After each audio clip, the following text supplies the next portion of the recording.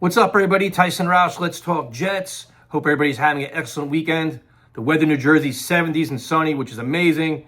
You had the Knicks run, beating the Celtics. I'm enjoying every minute of that. I've been a long-time fan, man. And for a period of time, the Knicks were completely irrelevant. To see them playing with passion and pride and intensity, it's been an awesome ride. And the Pacers series is going to be crazy.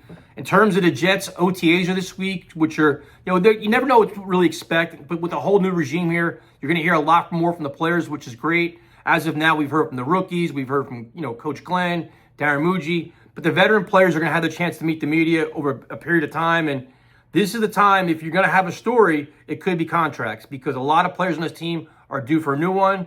Now, how do they handle it? Do they want to not attend OTAs? Do they want to not attend mandatory minicamp? I think it's June 10th or something like that. So this is where you find out. Starting with Quincy Williams, brother of Quinnen, emotional leader in the locker room. He played at an all-pro level a year ago, and he's due for money. So he's outplayed his contract. You see Jamie Sherwood making more than double him now. So how do the Jets handle it? Muji and Glenn both said they want to keep their young players. Quincy's a little bit older. He's can be 29 years old, but still playing at a high level. How will Aaron Glenn want to use him in this defense?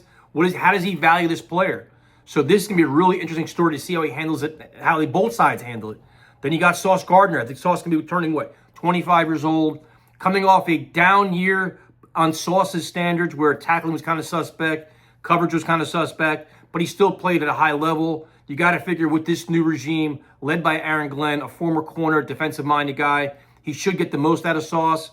And then you got to figure how do they want to play him in the defense. Are they going to play a lot of man? Are they going to play zone? But you got to figure Sauce is going to play, much better. So that's a guy that is going to he could reset the market at the cornerback position. Do the Jets want to do that for him, or make him play a year first in this defense to kind of earn that money and then talk about it in the offseason? That's an interesting one, because Sauce he's got a big-time personality. A lot of the fans love him, and he's got a big following. He's got a big media presence that he could become a distraction if he wanted to. I'm not saying he's going to do that, but if the money's not there or the contract talks don't start, could be an issue. Next guy, Garrett Wilson, who we all love, could be turned 25 years old. I think the option was, almost $17 million for next year.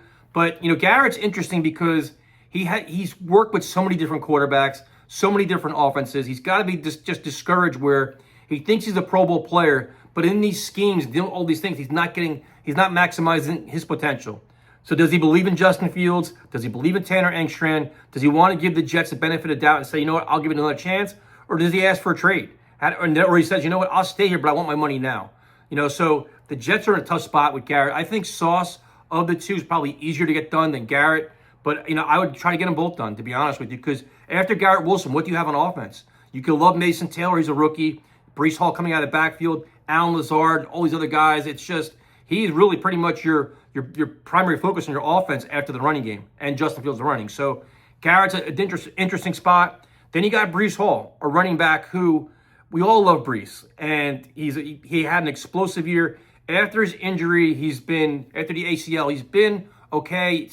At times he seems like he's lost a step. He ended last year strong, but there is no option with Breece Hall. At the end of the year, he's a free agent. So how did the Jets handle it? That's why there was all those trade rumors prior to the draft where it's all right, are you going to give Breece Hall a big-time contract to stay here? Does he have, a lot of people say, well, look what happened with Saquon. Is Breece Hall, Saquon 2.0, where you can have this monster year and stay with the Jets? I'm not so sure if the Jets want to pay a running back. I don't. You have Braylon Allen. You have Isaiah Davis.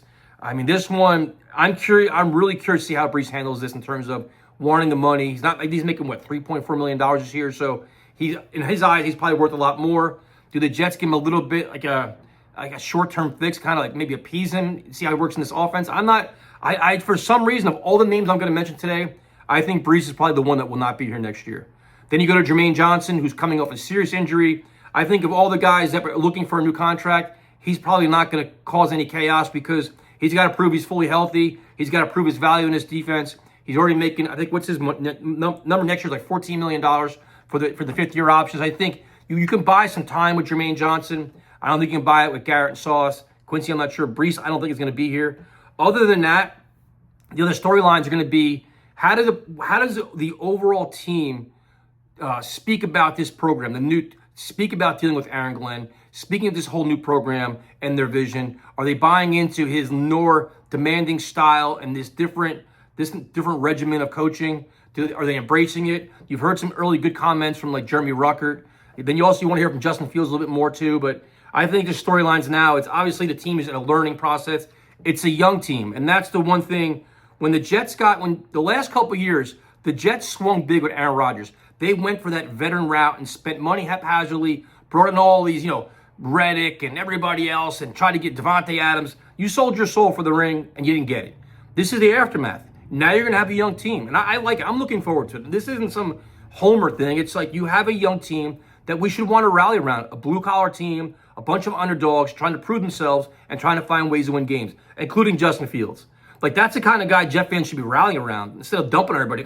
Same old Jets, we're going to suck. I'm looking forward to this new energy, this new passion, this new pride of the Jets. And hopefully we get something we can enjoy this year. But I think overall, the storylines for OTAs is going to be contracts. Talk to you guys later.